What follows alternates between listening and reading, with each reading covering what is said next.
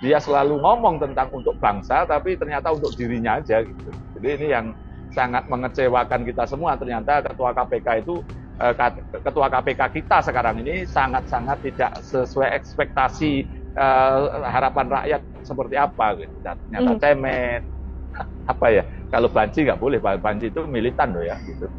Jadi ya memalukan lah. Kalau sampai level menuduh, sebenarnya saya pengen nuduh aja gitu bahwa isu Harun Masiku ini tidak dipakai untuk menyelamatkan dirinya Pak Firly bahkan, karena tidak angin tidak ada hujan begitu sudah pada posisi sekian lama, tiba-tiba kemarin mengumumkan bahwa sudah menandatangani surat penangkapan Harun Masiku. Rangkaian ini bukan karena kecerdikannya dia bisa lolos, tapi karena memang KPK tidak mampu menangkap. Karena apa? Karena tidak mau. Bukan karena terkendala apa, karena sembunyinya pinter, enggak. Tapi karena tidak mau. Program Tribunnews on Fokus Tribuners kembali menjumpai Anda hari ini bersama dengan saya Nila Irda. Hari ini saya sudah langsung tersambung bersama dengan Koordinator Masyarakat Anti Korupsi Indonesia atau MAKI, ada Bang Boyamin Saiman, yang mana hari ini kita akan membahas terkait kasus yang menyeret Ketua KPK Firly Bahuri yang juga belakangan ini santer beredar ada sangkut pautnya dan juga baru kasus dari Harun Masiku yang sudah sejak beberapa tahun belakangan ini memang belum juga tertangkap oleh KPK. Untuk membahas hal tersebut, kita sapa terlebih dahulu Bang Boyamin, sudah tersambung dalam sambungan Zoom. Bang Boyamin, selamat datang di On Focus. Apa kabar, Bang? Baik, ini jalan-jalan ke Sawangan nih lah. Jadi baik. Sangat segar lah udara di Sawangan, lumayan daripada Jakarta. Sedikit jauh dari ibu kota ya, Bang. Sehat ya, Bang? Ya. Sehat, alhamdulillah. Baik, terima kasih. Saya juga sampaikan pada Bang Boyamin sudah menyempatkan waktu berbincang bersama dengan saya. Ini saya ingin menanyakan beberapa hal terkait statement dari MAKI juga yang merespon begitu ya kasus yang saat ini menjerat Firly Bahuri. Sebagai pengantar sebelum nanti saya berlanjut terkait Harun Masiku juga, Bang Boyamin. Melihat kasus hukum yang saat ini menyeret Ketua KPK Firly Bahuri, sempat juga tidak mau diwawancara oleh media, terkesan menghilang juga dan seperti ketakutan begitu setiap kali melihat awak media terkait kasus hukum ini. Bagaimana Bang Boyamin melihat ini? Termasuk kemarin terakhir jumpa pers searah gitu. Saya kira itu, saya sampai ikut nonton itu live-nya YouTube-nya KPK begitu. Apa nanti tanya jawabnya? Ternyata tidak dibuka sesi tanya jawab, langsung kabur gitu. Aduh, kan ya masa 5 menit 10 menit nggak bisa, toh Dewan Pengawas juga masih agak nantinya kan gitu kan. Dan kalau posisi itu memang niatnya itu adalah demi bangsa dan negara seperti amal kata dia, pasti ada jumpa pers ya tanya jawab, karena banyak pertanyaan teman-teman media mewakili suara publik bahwa harus ada proses-proses yang untuk klarifikasi gitu, bukan searah begitu. Ini dia selalu ngomong tentang untuk bangsa, tapi ternyata untuk dirinya aja gitu. Jadi ini yang sangat mengecewakan kita semua. Ternyata ketua KPK itu ketua KPK kita sekarang ini sangat-sangat tidak sesuai ekspektasi harapan rakyat seperti apa gitu. Dan ternyata cemen, apa ya, kalau Banci nggak boleh, Banci itu militan loh ya gitu. Jadi ya memalukan lah menurut saya seperti itu. Dan proses-proses berikutnya seperti malah melihat wartawan itu kayak melihat hantu atau gimana gitu kan. Dan ini kaget juga, seorang letnan jenderal begitu mestinya mampu mengendalikan emosi, mengendalikan kegundahan hatinya, mestinya tetap percaya diri untuk menghadapi wartawan. Saya pikir begitu gitu loh. Karena sebelumnya kan dia terlalu sering membantah tidak ada urusan, tidak ada kaitan, tidak ada gratifikasi dengan Syahrul Yassin Limpo. Tapi kenyataannya kemudian sikapnya berbeda betul dengan apa yang harus dia lakukan. Mestinya kan malah kesempatan bagus ketemu wartawan, jelaskan semuanya, versi dia, kronologisnya, urutannya kan gitu. Tidak sekedar membantah gitu. Bantah itu kan harus ada bukti pendukung atau paling tidak argumen pendukung gitu. Jadi ini yang menurut saya sesuatu yang mungkin saja gitu ya, memang Pak Firly merasa bersalah gitu. Mau tidak mau harus saya sebut begitu gitu, bahwa Pak Firly merasa bersalah sehingga dia seperti ketakutan begitu. Ucapan dan juga perbuatannya kemudian berbeda begitu ya, Bang Boyamin, yang membuat. Dan nampaknya ini bangsa ini sedang pada posisi model-model antara ucapan dan tindakan berbeda gitu. Dan itu ya sampai politisi kita juga begitu gitu. Karena ini pertama dulu misalnya, sebenarnya kalau mau nangkap Harun Masiku, Pak Firly itu kan bisa. Karena waktu pertama kali ini proses ada OTT itu kan zamannya dia. Dan waktu itu ada penyidiknya itu bahkan pada posisi sudah ke gap lah di sebuah gedung di Jakarta Selatan. Kalau dia tindakannya cepat ya berarti bisa ketangkap. Buktinya nggak ketangkap dan habis itu pernah Harun Masiku masuk ke dalam negeri lagi dari luar negeri nggak ditangkap juga di bandara. Kan tanda kutip sebenarnya Harun Masiku lolos itu justru sumbangan terbesarnya dari Pak Firly itu sendiri gitu. Jadi ya ini dari rangkaian ketika dia ngomong Harun Masiku sekarang mau nangkep itu kan berbeda dengan apa yang dilakukan dulu-dulu. Jadi ya semua hal itulah yang mempengaruhi psikologisnya Pak Firly tidak percaya diri. Bahkan sampai ngumpet di mobil. Ya kalau toh itu akhirnya ketahuan wartawan sekalian nongol dan turun kan mestinya begitu menyapa, tetap kabur gitu. Aduh ini rasanya anak kecil aja tidak akan begitu gitu loh. Kalau anak kecil itu ngumpet ke gap itu ya tetap akan memunculkan dirinya gitu. Nah, ini kan sudah mau kata apa? Sampai kemarin itu sampai seharian saya dimintai tanggapan teman-teman wartawan atas jumpa persnya Pak Firly atau peristiwanya itu saya sampai terbengong dan tidak memberikan tanggapan apapun seharian kemarin waktu habis jumpa persnya Pak Firly itu. Karena saya juga menahan bukan hanya menahan diri karena bengong aja begitu. Kok begini ya ketua KPK kita sekarang sampai saya menahan diri dengan alasan sibuk saya tidak nanggapi permintaan tanggapan dari teman-teman itu. Baru sehari kemudian saya nanggapi gitu kan. Jadi ya karena kaget bengong gitu loh. Makanya itu nih lah. Oke, baik. Bang, ini kan yang kita tahu memang sikap dari Firly Bahuri sendiri kan mengatakan sudah menandatangani surat penangkapan Harun Masiku begitu. Di kondisi sekarang, di kondisi saat ini yang bersangkutan sedang terjerat kasus hukum dan juga menjauh sekali dari media, ditambah juga kondisi dinamika politik di tanah air yang juga terjadi saat ini. Tidak bisa kita pungkiri bahwa Harun Masiku ini masih menjadi kader PD Perjuangan begitu ya yang kita tahu. Apakah Maki juga melihat ini sebagai salah satu situasi untuk memanfaatkan keadaan, menutup kasus dari Firly Bahuri sendiri untuk kemudian menaikkan kasus Harun Masiku, atau kacamata Maki seperti apa, Bang?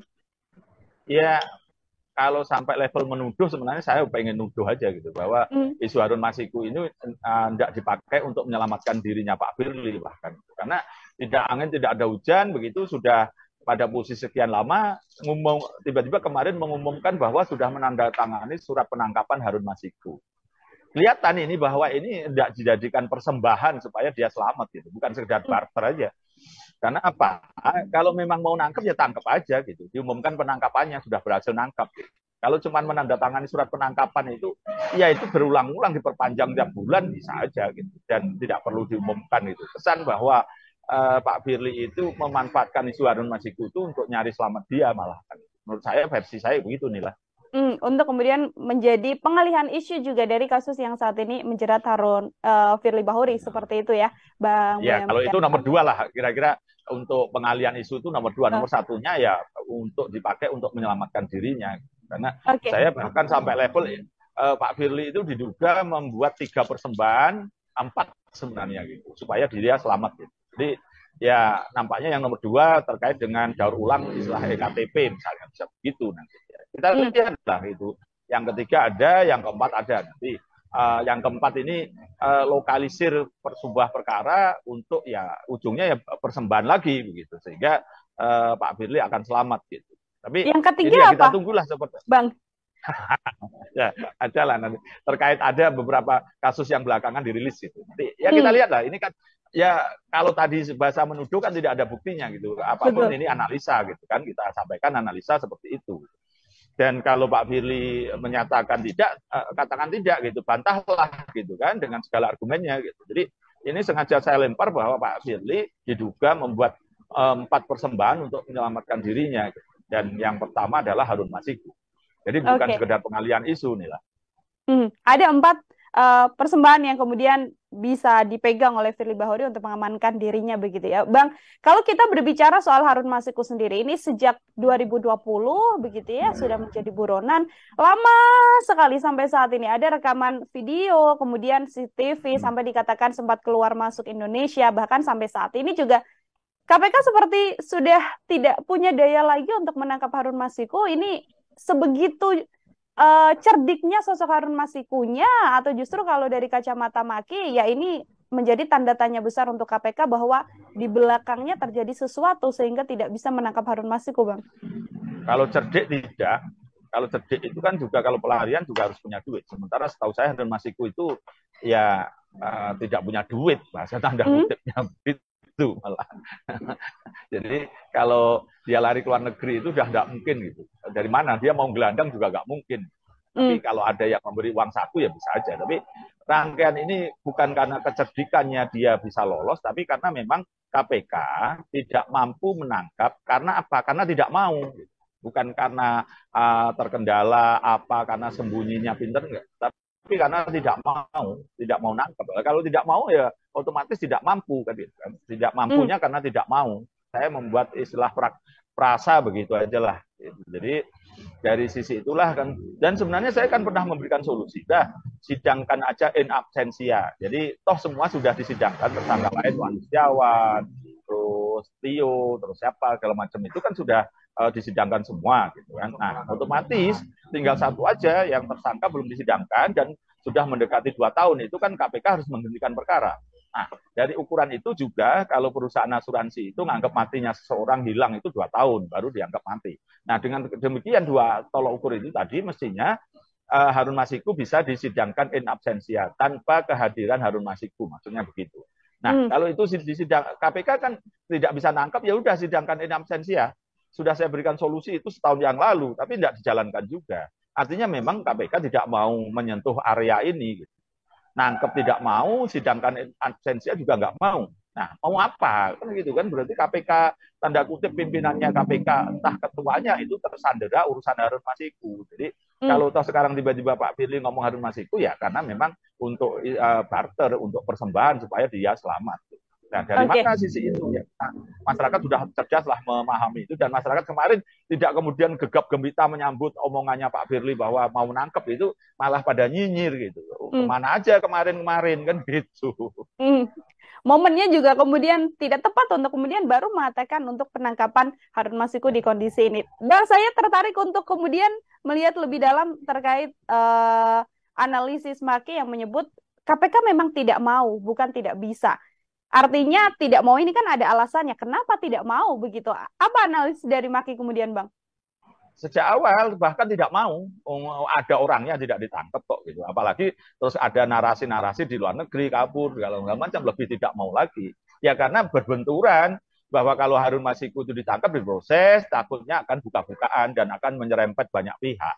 Dan pihak ini ya tanda kutip punya akses untuk kemudian istilahnya menakutkan bagi KPK itu sendiri, menakutkan bagi pimpinan-pimpinannya. Nanti takut malah kena serangan balik gitu.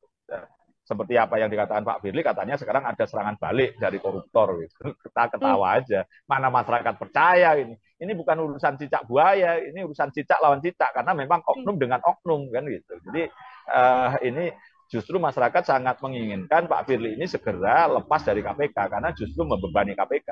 Jadi ini yang menurut saya kalau apapun yang dikatakan Pak Firly itu masyarakat tidak percaya, seperti urusan Harun Masiku ini juga. Itu nilai. Oke, sikap tegas yang kemudian bisa diambil oleh Firly Bahuri dan juga pasti menjadi harapan banyak orang juga. Memang harusnya mengundurkan diri atau justru kalau tidak mau mengundurkan diri langsung saja diberhentikan dari jabatannya, Bang Boyamin? Ya, otomatis kalau nanti Polda itu menetapkan tersangka kan nonaktif. Atau Dewan Pengawas KPK itu kan sedang menyidangkan 2 perkara. Dugaan terkait dengan Syahrul Yassin Limpo, entah memeras, entah hanya bertemu, atau menerima sesuatu, itu kan satu item. Nah, item kedua yang saya laporkan, itu adalah terkait dengan sewa rumah Jalan Kertanegara nomor 46, itu terkait dengan bergaya hidup mewah. Nah, mestinya kalau ini aja lebih gampang pembuktiannya. Buktinya apa? Saya laporkan, saya tidak diklarifikasi oleh Dewan, langsung oleh Dewas, itu Dewan Pengawas, langsung diklarifikasi ke Pak Firly. Itu artinya kan dianggap sederhana aja bergaya hidup mewah. Kenapa? Sewa 650 juta itu nggak murah kan, dan penghasilan Pak Firly itu kalau dari gaji hanya sekitar 1,3 M. Jadi hampir separuhnya itu dipakai nyewa rumah. Memang dia nggak punya kebutuhan yang lain apa kan gitu kan. Kedua juga bergaya hidup mewah itu di KPK ada kantornya pimpinan KPK itu ruang istirahatnya juga sudah level kelas bintang kelas 4 lah, karena ada ranjangnya bagus, kamar mandi juga air hangat, ada pantry, ada tempat sholat kalau yang muslim gitu. Jadi sudah cukup kalau mau istirahat aja. Tiba-tiba malah nyewa di Kertanegara rumah besar dan sewanya aja 650 juta. Itu kan bergaya hidup mewah. Nah, saya berpedoman dulu kasus helikopter itu kan juga bergaya hidup mewah, dipersalahkan melanggar kode etik. Nah, itu waktu itu peringatan kartu kuning lah istilahnya gitu. Nah, nanti kalau bergaya hidup mewah kedua berkaitan sewa rumah ini, ya bisa diberi kartu kuning kedua. Nah, dalam sepak bola kan kalau 2 kartu kuning itu kan juga ujungnya kartu merah juga. Betul. Jadi ya sebenarnya ini mungkin Dewas itu tidak perlu nunggu. Kalau terkait Syahrul Yassin Limpo boleh nunggu upaya penyidikannya Polda Metro gitu, saling menunggu gitu. Tapi kalau urusan bergaya hidup mewah kan tidak urusan saling menunggu, hal yang berbeda kok gitu. Maka saya minta cepat-cepat aja disidangkan, kalaupun tidak usah nunggu urusannya terkait Syahrul Yassin Limpo, tapi dipecah 2 perkara. Dan itu bisa lebih cepat membebaskan KPK dari bebannya, yaitu Pak Firly.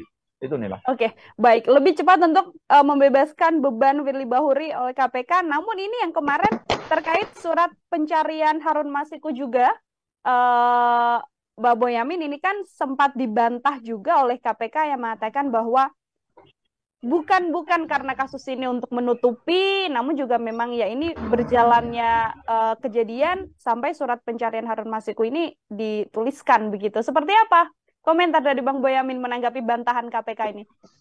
Ya, bahkan saya itu kan selalu ngomong bahwa KPK periode ini itu levelnya sama atau bahkan lebih tinggi dari teman-teman DPR di Senayan. Jadi selalu memproduksi retorika dan narasi gitu. Kalau ada serangan ya dibantah aja gitu, tapi tidak ada argumennya gitu. Jadi atau apa yang dilakukan itu lebih banyak narasi dan retorika lagi. Misalnya tentang dulu revisi Undang-Undang KPK. Nah, itu kan isunya masyarakat memahaminya pelemahan. Tapi apa yang dikatakan? Katanya penguatan. Jadi selalu narasi atau retorika bahkan itu yang berbanding terbalik dengan logika sederhana atau berbanding terbalik dengan kehendak masyarakat.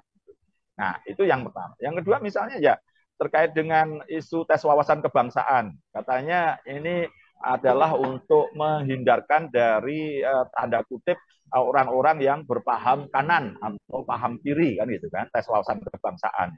Tapi yang ternyata apa yang kemudian tereliminasi atau gugur dari tes itu adalah orang-orang yang pentolannya KPK yang masyarakat sudah percaya dengan kinerja mereka. Gitu. Jadi justru 47 orang itu adalah sebenarnya yang orang-orang yang diandalkan, justru yang wawasan kebangsaannya menurut saya ranking 1. Gitu. Karena apa?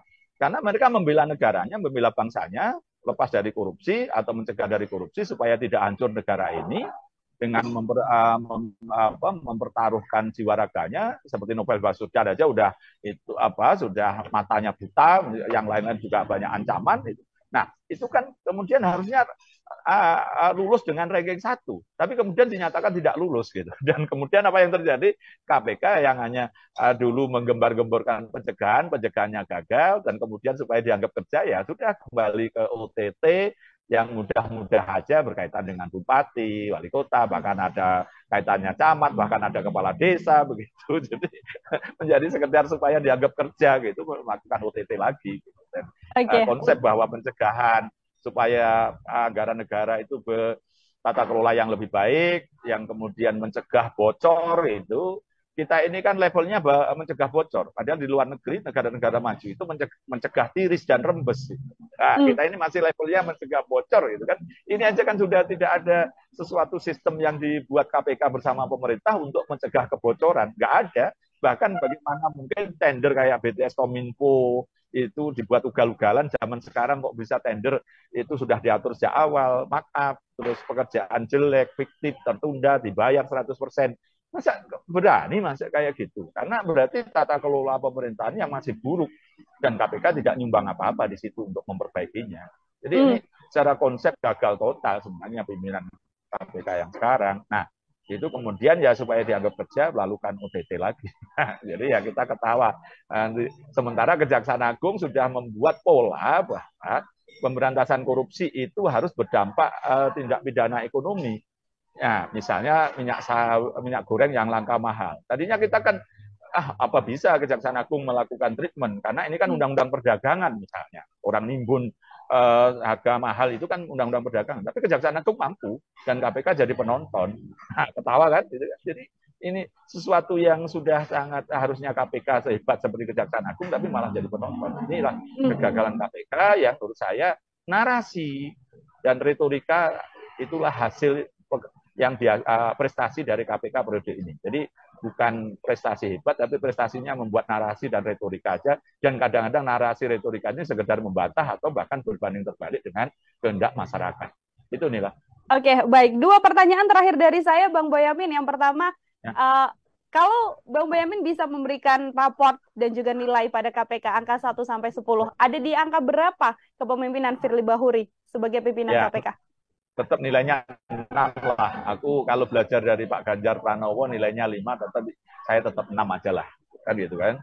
Karena apapun ya KPK bisa menjerat Hakim Agung. Meskipun juga dihanguskan lagi oleh KPK sendiri karena Hakim Agung Sudrajat nanti diproses bersalah, tapi Ghazal Basaleh dinyatakan bebas karena memang menurut saya, versi saya orang hukum itu terlalu dipaksakan karena saksi yang dibawa ke pengadilan terkait Ghazal Basaleh itu yang katanya dari katanya gitu. Jadi itu istilahnya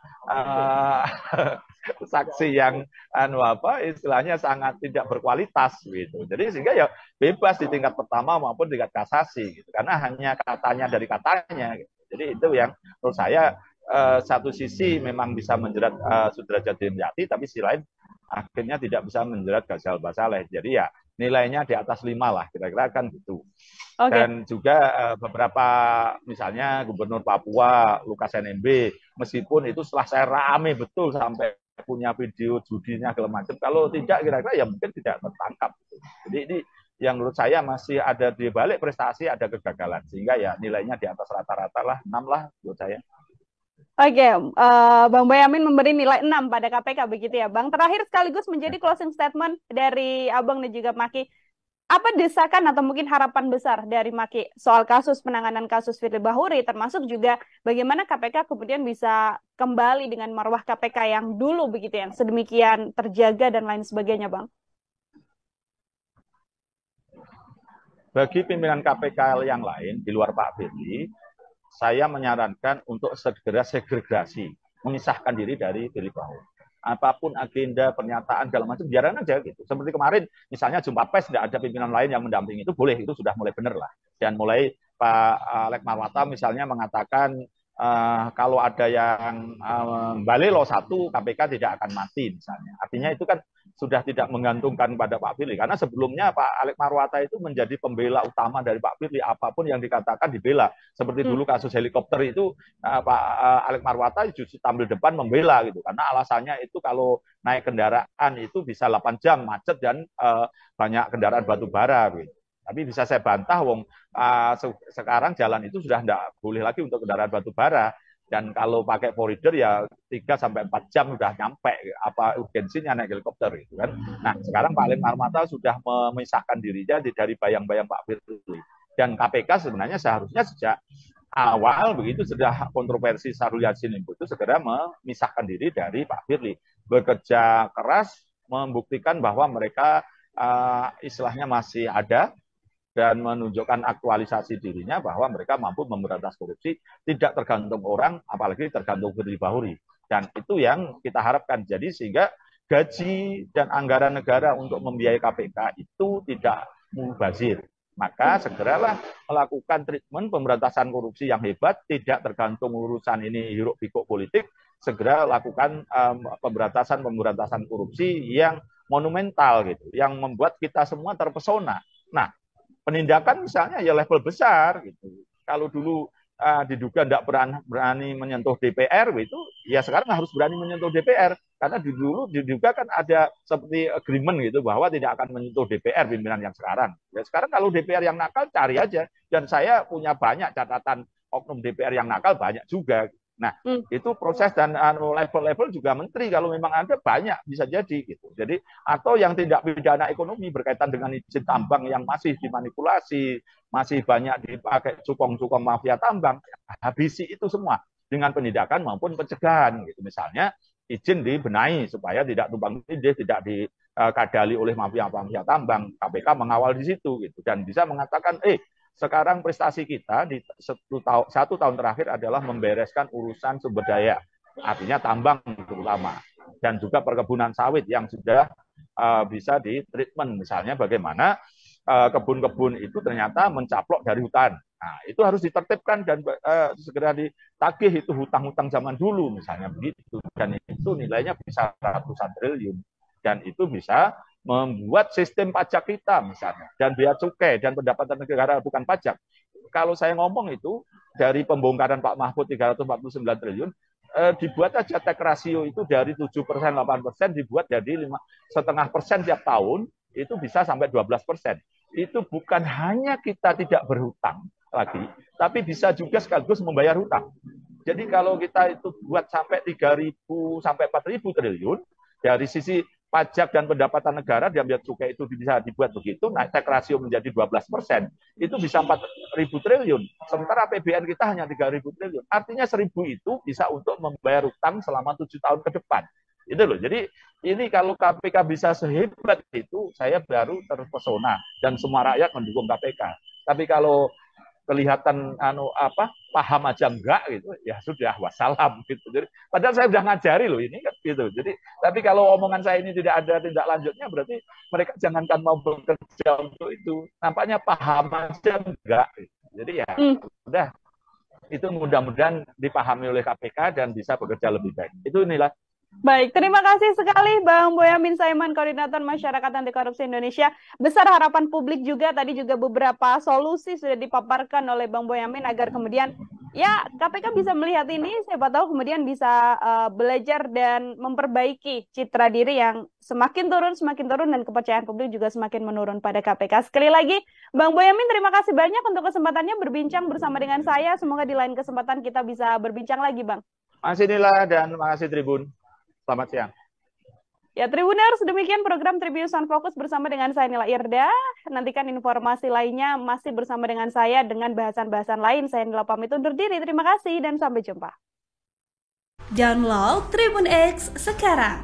Menghadirkan lokal menjadi Indonesia.